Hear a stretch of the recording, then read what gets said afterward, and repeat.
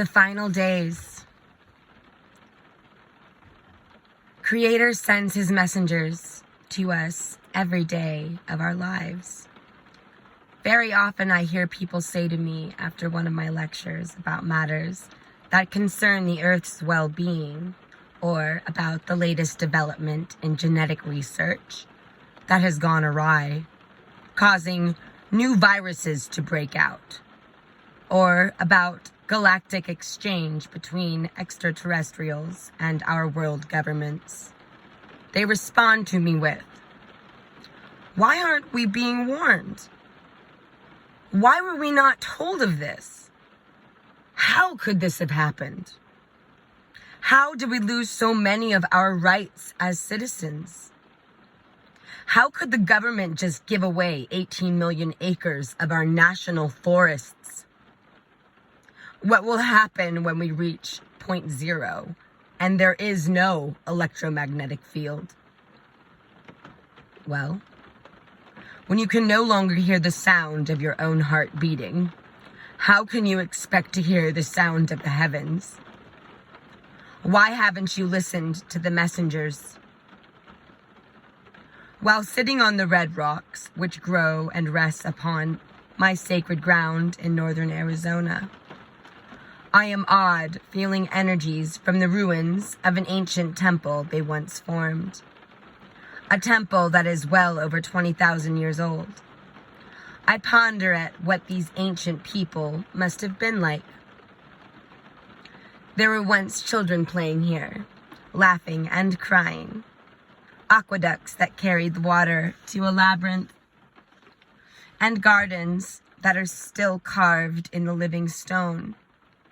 But those people and their civilization have long vanished from human experience. Sometimes I can hear the laughter of those children, the murmuring of women working within their living quarters, the sound of ceremony rising into the sky from their ancient kivas. These people are so old no one knows by what they were called. You're pretty old when you are older than legends, older than memory. They are just called the Old Ones by the Apache and by the Hopi, who are older than anyone. The Old Ones, I can still feel your presence, grandfathers. It is as if somehow you are still very much here, alive, now, seeing through my eyes. I want to cry. That's heavy. I raise my pipe to grandfather, and we sit in council together and ponder the dream called life while we watch the setting sun. We talk of some of the warnings that have come to me, to the world. What is going on? Everywhere I can see the madness within the hearts of the people of this time. The time of the emergence. My Hopi grandfather Martin once told me, people in these times, known as the final days, will be living in two worlds. It will get very confusing as the spirit world and the world we walk in come together.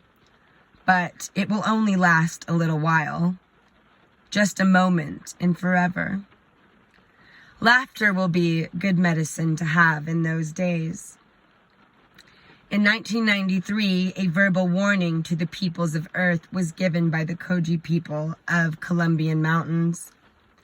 The Koji are perhaps the oldest surviving society of the people, still maintaining a presence here in either North or South America.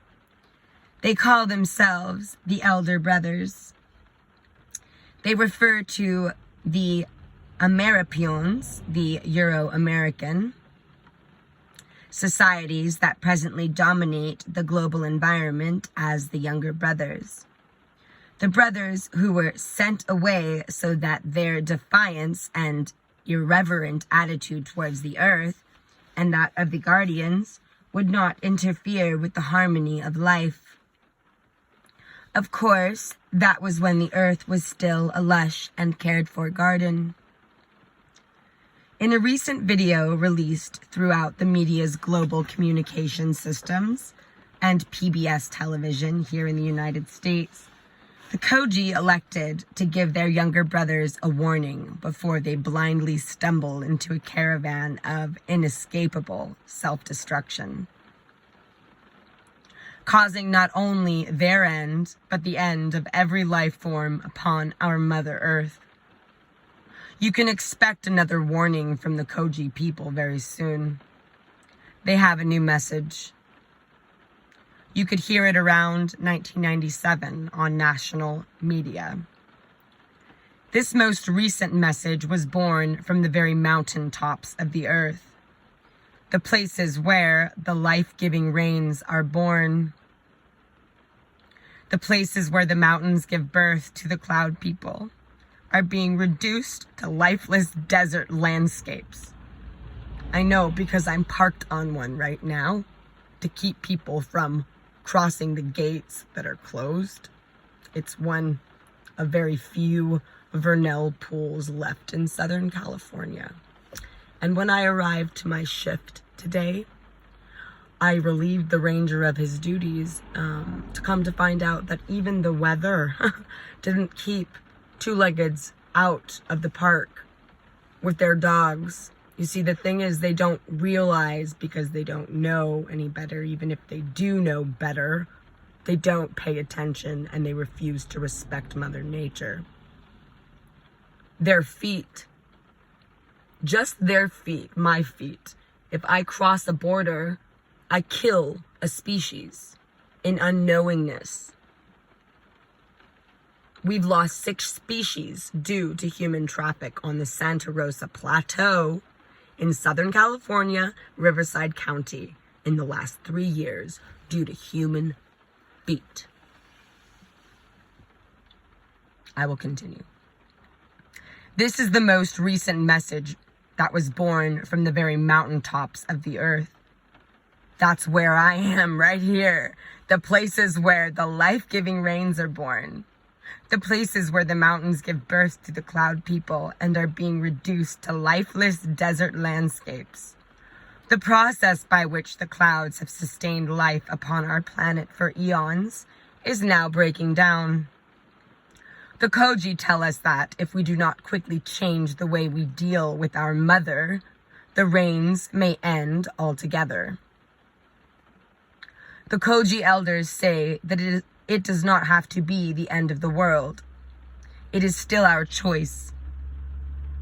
In March of 1994, the Hopi traditional elders went to the United Nations for the fourth and final time.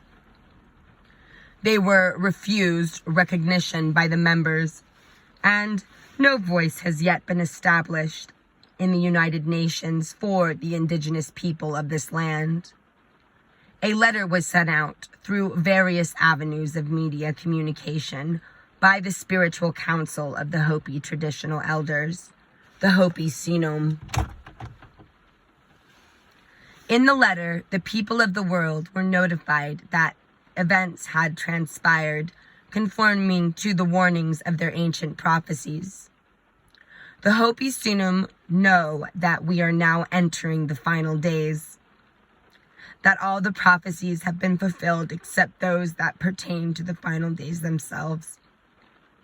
What will occur during these times is once again a matter of choice. In March of 1995, thousands of people were sent yet another message. This time, the message was given by the Mayan people of Central and South America.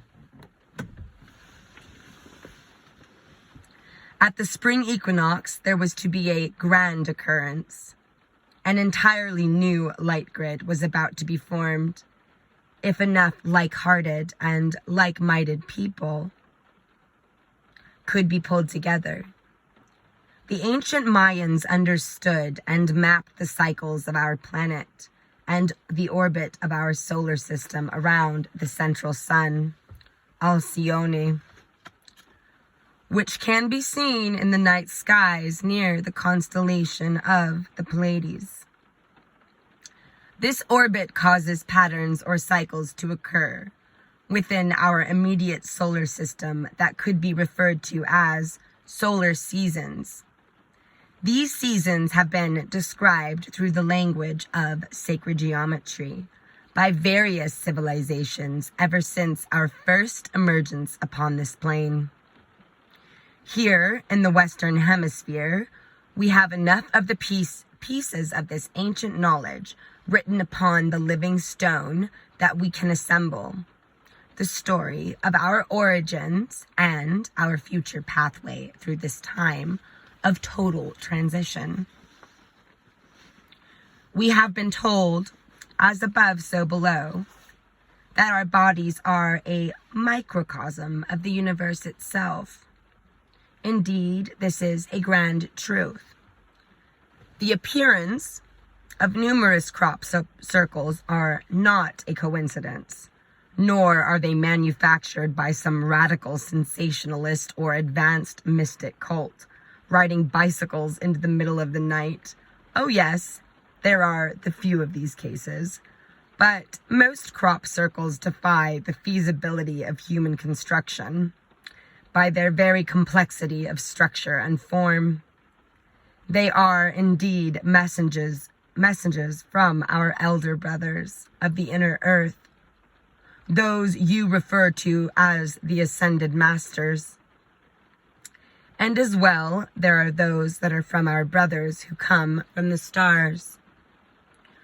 Through the crop circles, we are being given the codes to our genetics, as well as information about the changing nature of physics, affecting life forms on this plane, as we near the great shift already occurring upon this plane of third-dimensional reality. You are a being given the doorways to forever. Some of these circles are actually codes given to help the earth herself transmute the dense consciousness with which we have bound her during our long experience in limited thought. Through some of our oldest forms of written communication, we are being given specific dates and locations of events and occurrences that affect our future as a people upon this domain. Our global climate has already been thrown into cycles that will only intensify in their chaotic nature. The projections for the plate tectonic movement and the methods by which the earth must heal herself are very linear and quite predictable. Any child can guess the ramifications of global economics upon our present lifestyles. We tend to focus entirely too much upon the negative aspects of these changes that are upon us. We have, for the most part, developed a tabloid, subjective consciousness. Since there is a multitude of sources concerning geophysical changes, some of which are inevitable, the emphasis here will be on the changes within the individual. The changes that will have the most dramatic impact on the days to come are those that affect our attitudes and social order. Those that allow us our belief systems as a species. Civilization cannot exist without a belief system. The embracing of a belief system gives the human being a sense of order, and that is what distances us from the beast, social order. The emotional storms that humankind is about to experience will require our greatest focus to get through. Maybe that's why my car battery died up here. Here we go. Structure must and will break up. It will begin within our inner universe. What occurs in the exterior reality is a direct result of the balance or lack of balance within. This is a time to strengthen your love of self and your connection to the God force within your own being. The polarization of energies which is occurring at this time is causing the human dream upon the earth to split into two distinctive groups. The result of the culmination of our consciousness to point to this point of evolution is the emphasis on duality. The two groups are those who are fear-based and stuck in limited mind, and those who are God-realizing and who allow a state of limitlessness to occur. I suppose Grandfather would say to me, perhaps you are confused about the future. Perhaps things you once thought were truths upon which you could rely on are now shifting. Perhaps there is war in the hearts of men.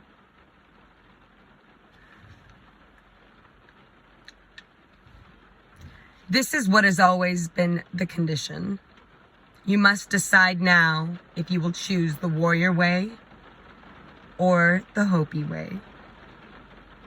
We know how things go with warriors, but the Hopi way will always be.